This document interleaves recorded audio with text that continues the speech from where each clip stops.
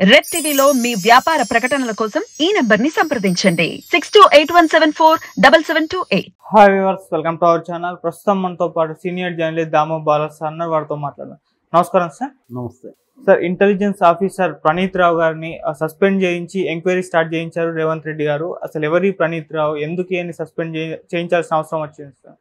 యాక్చువల్గా కేసీఆర్ అధికారంలో ఉన్నప్పుడు రేవంత్ రెడ్డి అనేక ఆరోపణలు చేశాడు. అందులో ఒకటి ఏంటంటే ప్రతిపక్ష పార్టీల మీద, ప్రతిపక్ష పార్టీ నాయకుల మీద, ఇంక్లూడింగ్ రేవంత్ రెడ్డి ఫోన్తో సహా ప్రతిపక్ష నాయకుల ఫోన్లన్నీ కూడా కేసీఆర్ ట్యాప్ చేయిస్తూ ఉన్నాడు ఇంటెలిజెన్స్ అధికారుల ద్వారా అనేది రేవంత్ రెడ్డి ఆరోపణ.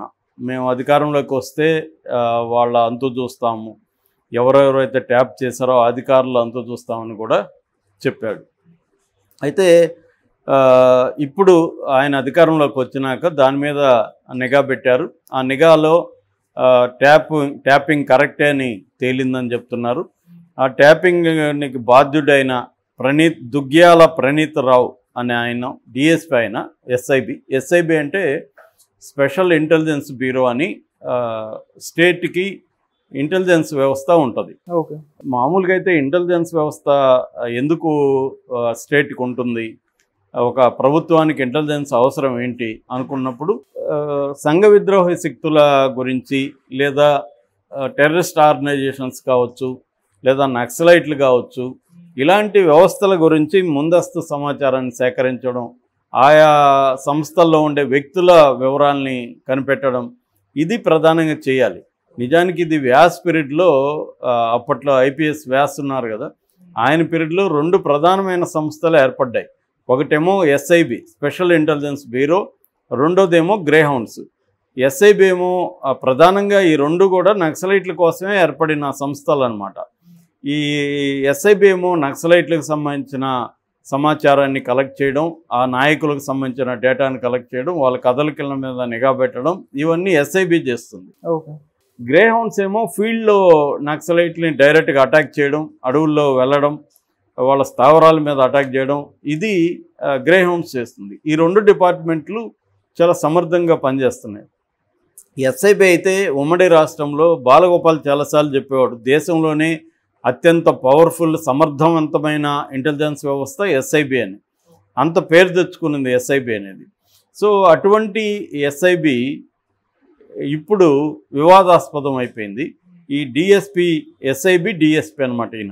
ఈయన ట్యాప్ చేశాడు అంటే రేవంత్ రెడ్డి ఫోన్తో సహా ప్రతిపక్ష నాయకులు అందరి ఫోన్లు ఈయన ట్యాప్ చేశాడు అనేది ఆరోపణ. దాంతో ఆయన్ని సస్పెండ్ చేశారు. అయితే ఇప్పుడు ఆయన ఇది ముందే గ్రహించి అధికారంలోకి వీళ్ళు రాగానే దాదాపు 42 హార్డ్ డిస్క్లని ఆయన పట్టుకుపోయినాడని చెప్తున్నారు. ఎస్ఐబి ఆఫీసులో సీసీటీవీలు ఉంటాయి. ఎక్కడైనా ఇప్పుడు సీసీటీవీలు ఉన్నప్పుడు ఇంటెలిజెన్స్ ఆఫీసులో సీసీటీవీలు ఉండవా? సో వాటిని ఒక ఎలక్ట్రీషియన్ సాయంతో ఆఫ్ చేయించి తను 42 హార్డ్ డిస్క్లని పట్టుకుపోయాడని, తర్వాత 1600 పేజీల డాక్యుమెంట్స్, అంటే ఈ కాల్ డేటా, ఇప్పుడు కాల్ డేటా అంతా కూడా, ఇప్పుడు ట్యాప్ అంటే అర్థం ఏమిటి, వీళ్ళ ఫోన్లలో ఒక సాఫ్ట్వేర్ని వేస్తారు మామూలుగా. ఆ సాఫ్ట్వేర్ ఎలా చేస్తారనే దానికి 2 రకాలు ఉన్నాయి. స్పై సాఫ్ట్వేర్ అంటారు వాటిని, స్పై చేస్తుంది. ఆ సాఫ్ట్వేర్లు యాప్ రూపంలో కానీ సాఫ్ట్వేర్ రూపంలో కానీ ఉంటుంది. అది ఎలా చేస్తారంటే, ఒకటేమో మనకి ఫిజికల్గా ఫోన్ ఉంటే మనం ఆ ఫోన్లో ఇన్స్టాల్ చేయొచ్చు. ఓకే. అది హిడెన్ మోడ్లో ఇన్స్టాల్ అయిపోతుంది. ఇన్స్టాల్ అయినట్టు ఫోన్ వాడే వాళ్ళకి తెలియదు. అది ఒక పద్ధతి. ఇది ఏం చేస్తున్నారంటే, కొన్ని సంస్థలు ఆన్లైన్లో డబ్బులు కడితే వాళ్ళు మనకి పాస్వర్డ్ ఐడి పెట్టుకునే ఏర్పాటు ఇచ్చి మనకు ఒక డాష్ బోర్డ్ ఇస్తారు. అప్పుడు మనం ఏం చేయొచ్చు అంటే, దాన్ని ఎవరి ఫోన్లో అయితే ఇన్స్టాల్ చేయాలో వాళ్ళ ఫోన్ మనం ఒక 10 నిమిషాల్లో పెట్టుకొని వీళ్ళు ఇన్స్ట్రక్షన్స్ ఇస్తారు, దాన్ని ఫాలో అయ్యి ఇన్స్టాల్ చేసేస్తే ఇంకా అప్పటి నుంచి ఆ ఫోన్ ఎవరు వాడినా ఆ ఫోన్కి సంబంధించిన కాల్ డేటా కానీ, కాల్ రికార్డింగ్ కానీ, మెసేజ్లు కానీ, సరౌండ్ సౌండ్ అంటే బయట ఫోన్ పెట్టుకొని, ఇప్పుడు నా చేతిలో ఫోన్ నేను మాట్లాడేదంతా కూడా అక్కడ వినొచ్చు అనమాట వాళ్ళు. ఇటువంటి ఒక ఫెసిలిటీ ఉంది. అది కాకుండా ఇంటెలిజెన్స్ అధికారుల దగ్గర ఇంకా పవర్ఫుల్ ఉంటుంది. అంటే 100 కోట్లు పెట్టి ఆ మధ్య ఇజ్రాయెల్ నుంచి ఇటువంటి సాఫ్ట్వేర్ని డెవలప్ తెచ్చుకున్నారు మనోళ్ళు. దాన్ని పెగాసస్ సాఫ్ట్వేర్ అని కూడా అంటారు. ఈ పెగాసస్ సాఫ్ట్వేర్ ఏంటంటే ఫోన్ నెంబర్ ఉంటే చాలు, ఆ ఫోన్ నెంబర్ కానీ వీళ్ళ సాఫ్ట్వేర్లో ఫీడ్ చేసుకుంటే ఆ ఫోన్ నెంబర్కి సంబంధించి ఇదేం చేస్తుందంటే రిమోట్ మోడ్లో దాన్ని ఆపరేట్ చేస్తుంది వాళ్ళ ఫోన్ని. ఒక్కోసారి మిస్డ్ కాల్ ఇస్తారు, మిస్డ్ కాల్ వచ్చినట్టు కూడా మనకు తెలియదు, అంటే మన ఫోన్ రింగ్ అవ్వదు, కానీ మిస్డ్ కాల్ ద్వారా అది ఇన్స్టాల్ చేసేస్తుంది అనమాట మన ఫోన్లో. అది వ్యక్తులుగా చేయలేరు.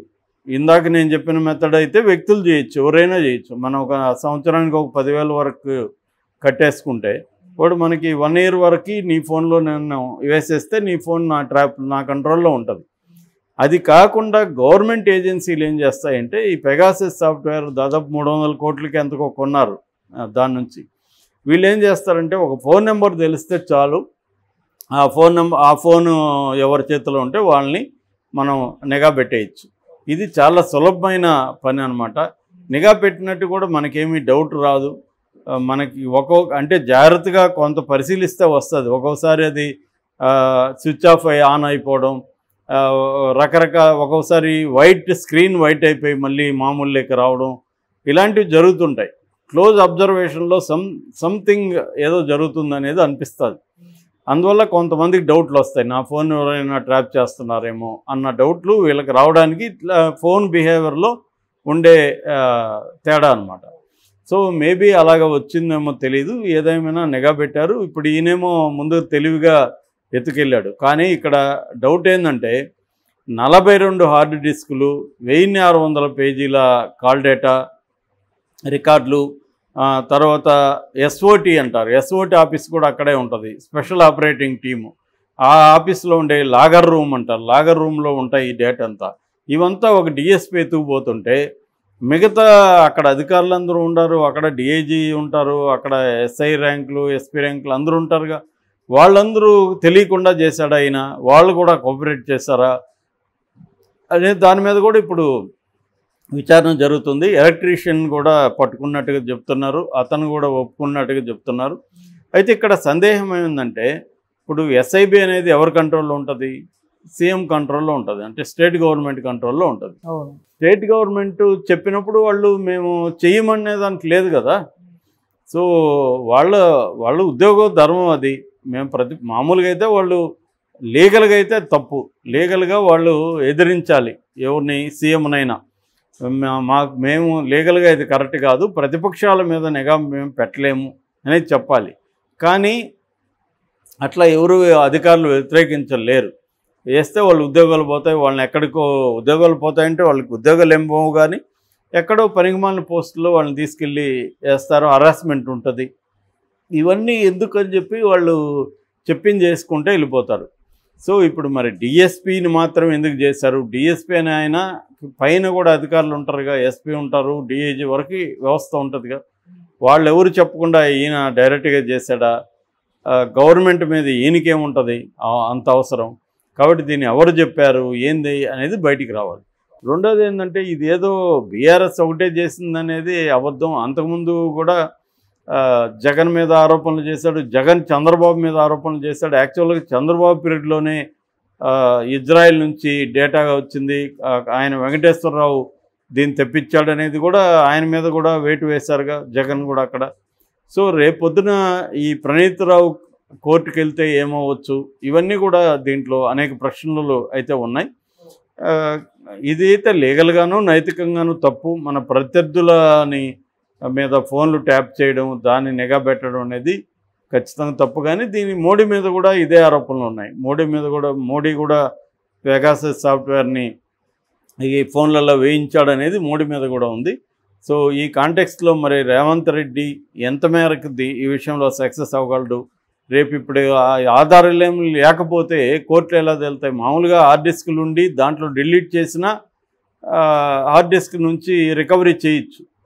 ఆ మధ్య ఒక పెళ్లి వీడియో పాడైతే 9 లక్షలు ఖర్చు పెట్టి ఆ పెళ్లి వీడియో ఈవెంట్ మేనేజరు, ఎందుకంటే పెళ్ళి అనేది ఒకసారి జరుగుతుంది, దాన్ని మొత్తం వీడియో పాడవుతే వాళ్ళు గమ్మున ఉండరు కదా. అందుకని ఇండియాలో ఎక్కడ సాధ్యం కాకపోతే అమెరికాలో పోయి రికవరీ చేయించుకొచ్చాడు అతను. 9 lakhs ఖర్చు అయిందని చెప్పారు. అలాగా డబ్బులు ఖర్చు పెట్టితే చేయొచ్చు. కానీ అసలు అవే దొరకకపోతే ఎలా చేస్తారు? కాబట్టి రేవంత్ రెడ్డికి ఇది ప్రూవ్ చేయడం అయితే కొద్దిగా కష్టమే అని చెప్పచ్చు. Okay sir, thank you so much.